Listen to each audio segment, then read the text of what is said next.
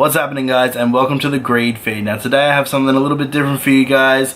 I just got back from watching Rogue One, A Star Wars Story, and I'm just gonna kind of give my little 2 cents on the movie, tell you what I liked about it, what I didn't like about it. As always, guys, comment below. Let me know how you like the movie, if you've seen it or if you haven't seen it. You know, let me know if you're excited for it. I was absolutely pumped for it. It's one of the first movies I've gone to in a long time that I actually went to a midnight screening of.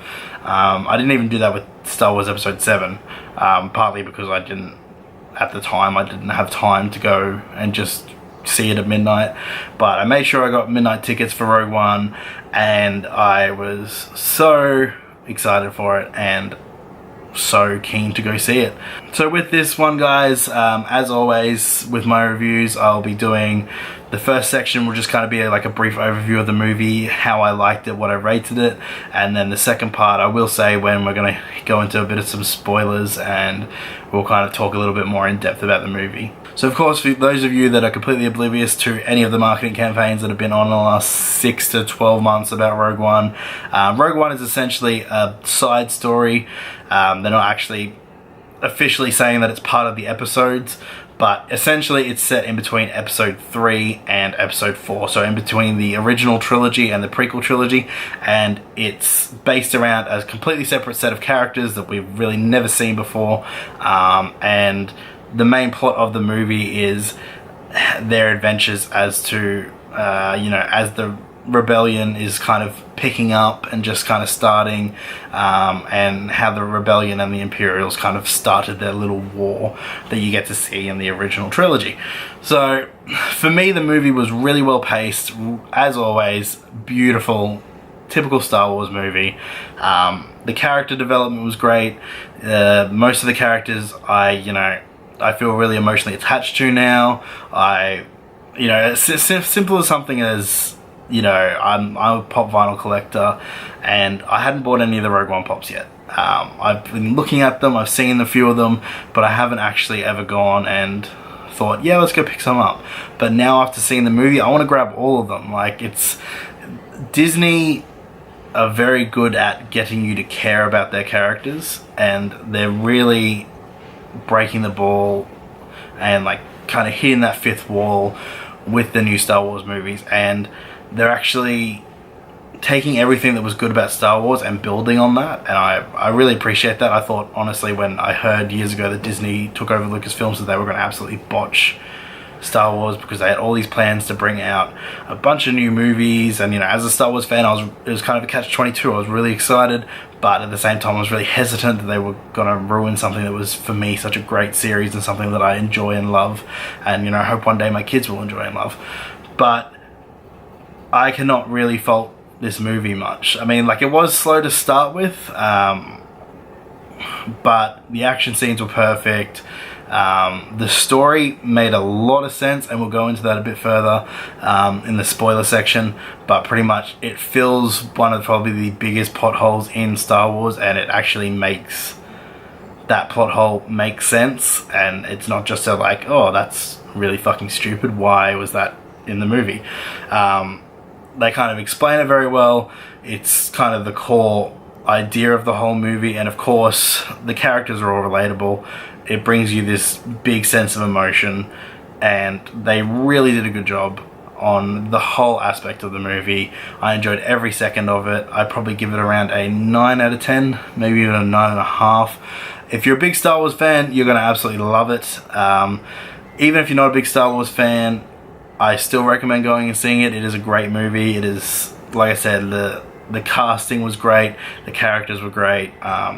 Each individual character, even with the small amount of screen time that each of them had a different reason, for you to be emotionally attached to them. But at the same time, they had that one common core goal, which really stands out, and it's something that is synonymous through the Star Wars franchise, and they've really kind of hit the nail on the head there, and I recommend that you guys go fucking see it. What are you doing right now? Go see Star Wars Rogue One. It is amazing, it is definitely worth it, and I 100% recommend it. That's kind of it, guys, for the spoiler-free section. Like I said, if you haven't seen it, definitely go see it. It's absolutely amazing. and any Star Wars fan would be more than happy to have this as a movie, and I'm super glad that they have made it. As for the spoilers, guys, I'm not going to go into a massive deal about it, but I will talk a little bit about some of the things that I was really happy about with the movie, some of the things that kind of annoyed me. First of all, super stoked that they finally fixed the massive plot hole that is, why was the Death Star so easily destroyed? Why was there this big massive fault in the Death Star that, you know, just a simple beam to a fucking core reactor and it blew up? Like, it was just... And this whole movie, you know, with Jin's father, I forget his name, but something Urso, they had a really weird name, started with a D, but it's just... So many people said it so many different ways that I can't even fucking remember the pronunciation. But the whole idea of him kind of being captured and being forced to work on the Death Star, and like he was the main person behind the design of it, behind the fact of you know, the fact of it working, and he, you know, pretty much in the story he realizes halfway through creating this that if he didn't do it, they would get someone else to finish it. So he finished the Death Star, but of course he put a nice little flaw in the design that he then sent a message out and got to the Rebel Alliance. And Jin was able to take that message and send it on, and you know, we all know the rest is history. We've all seen the original trilogy, and we know the Death Star gets destroyed. But it kind of bridged that gap finally of why it was so easy to destroy, and it gave it a good logical reasoning that, you know, a member of, you know, pretty much not a member of the Rebel Alliance, but someone that was not a fan of the Imperials and did not believe in the same thing that the Imperials did, was being forced to work on the Death Star, and he was the main engineer of it. It fills that big plot hole. It really makes a lot of sense. The whole movie is breathtaking. It's an emotional roller coaster, and it really just, you know, a massive spoiler is the fact that everyone dies. So pretty much every character that you grow to love in this movie gets killed in a dramatic sense, and I'm okay with that. I kind of knew that going in. I mean, it is a side story, but it is also a big part of linking the two trilogies together, and I think A, they do it very well, and B, it was inevitable that these characters weren't going to die, because they weren't characters that we knew of. They were all new characters. They were all, even if they had been successful, which we knew they would be when you find out what their mission is. You find out that their mission is to track down the Death Star plans and, you know, send them to the Rebel Alliance, and you figure that out kind of closer to the more climactic part of the ending of the movie.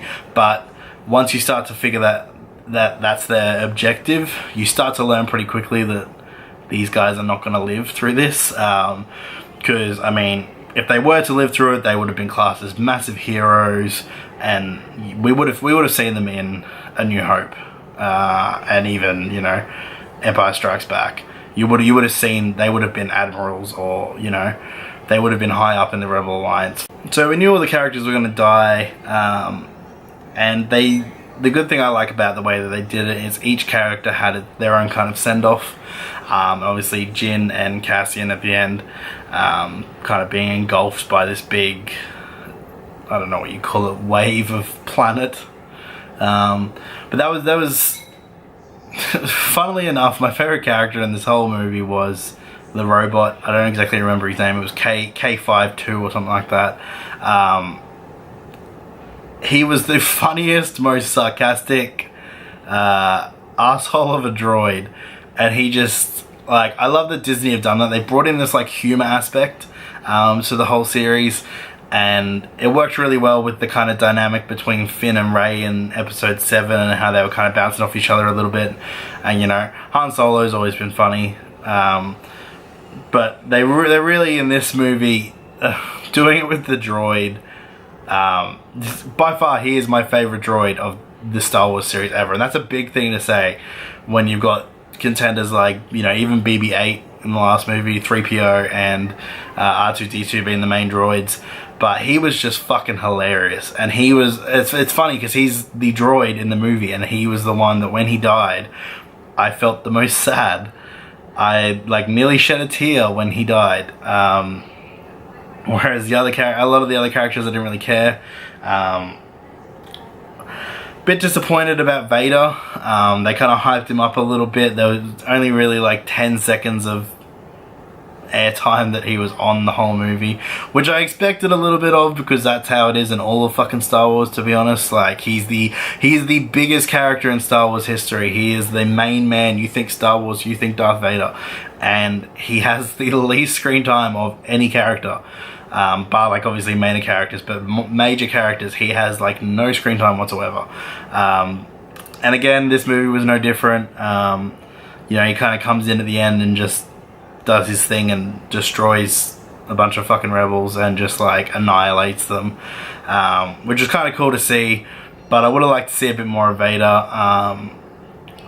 They had Tarkin and Leia in the movie as like digital animations, obviously, because they couldn't bring them back to their former selves. I don't even know if Tarkin's still alive, the actor that played him. Forgive me if I've got that completely wrong. He might still be alive, but he's probably definitely wheelchair bound if he is. But that was kind of weird. Like, it was kind of needed for Tarkin's role. At least you learn a bit more about him. Wasn't really needed for Leia at the end, but I mean, they decided to put it in there. It kind of closed the movie off really well, and this movie literally closes where A New Hope starts. Like, there's maybe an hour in between the two of them, which is really good. Like I said, they've closed a lot of doors and haven't left any real loose strings. But the one thing that I was really annoyed about, and this might sound really skeptical, is that there was no fucking Jedi in this movie. There's a blind guy, I forget his name. I really hoped that he was gonna be a Jedi. He's got this cool like staff that he uses, and he's constantly preaching about the Force, and he's you know, he's one with the Force, and you can just tell that because he's blind and he just kicks fucking ass. And there's a part of the movie where he's like holding his stick, and it almost looks like he's gonna pull it apart and it's gonna be a lightsaber, and it fucking wasn't, and it just killed me inside. I really wanted to see, like, it didn't even have to be a lightsaber on lightsaber battle, just someone kicking ass with a lightsaber. And we saw a bit of Vader doing it, like I said, but there wasn't anything really super cool about that. And considering there was a big emphasis this movie on kyber crystals, which, if you guys aren't big Star Wars fan, kyber crystals are pretty much, it's what charges the Death Star, but it's also what gives lightsabers their power. And at the start, Jin's actually like given a necklace with a kyber crystal around it, and it's like a white crystal, and I was so excited that that was going to turn into a lightsaber. I was like, imagine a white beam lightsaber. That never came to fruition, of course. There was no lightsabers at all in there. That's probably my only real downside to this whole movie, was that there's just no Jedis. And I know like the whole Jedis are supposed to be wiped out after Order 66 and all that, but we know obviously from the other movies that there's still Jedis around. We know from, they've done the Clone Wars, you know, that there are Jedis in hiding. So I would have really liked to see, like, it didn't even have to be a Jedi, but just someone who was strong with the Force and had a fucking lightsaber, which pretty much is a Jedi, but it didn't have to be like officially a Jedi. It could have just been a, you know, Finn isn't technically a Jedi, either as Rey, but they still wielded a lightsaber, and they're still both kind of strong with the Force. So it was really fucking looking forward to that, and they didn't do it. That's my one downside to the whole movie. Apart from that, it's a really good movie, guys. I really can't fault it that much. I mean, if you don't like Star Wars, it's very slow to start with. It kind of builds up quite slowly. That's probably my only advice, is to just stick with it. It does get better. The action does come. The scenes are immaculate when it comes to, you know, the plot and everything like that. It fills a lot of loopholes, fixes a lot of shit that they fucked up, and it's a great ride. The whole thing. Each character has a reason to care about them dying. Each character is funny and unique in their own way.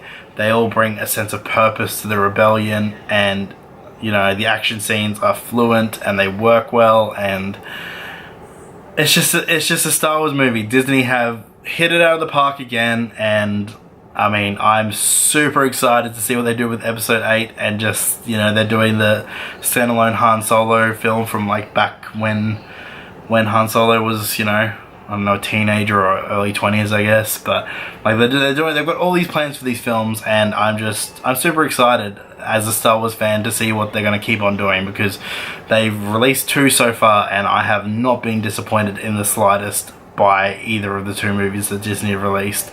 And I'm super excited to just be getting a Star Wars movie every fucking year, considering we didn't get one for God knows how long. So it's a welcome change, and I'm super keen for it.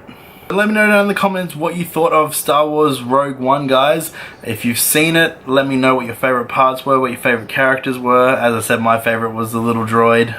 It's just such a smart ass, and his like hate for Jin throughout the whole thing just made me laugh so much. Like, he's a droid, he has no reason to really feel or have, like, you know, those kind of feelings, but he does, and it just makes it all the much more funnier. But let me know down in the comments, guys, what you thought of it. If you haven't seen it yet, I do recommend going and seeing it. Let me know if you are going to see it. I do definitely recommend it, and anyone that sees it, I would be very surprised if you don't like the movie.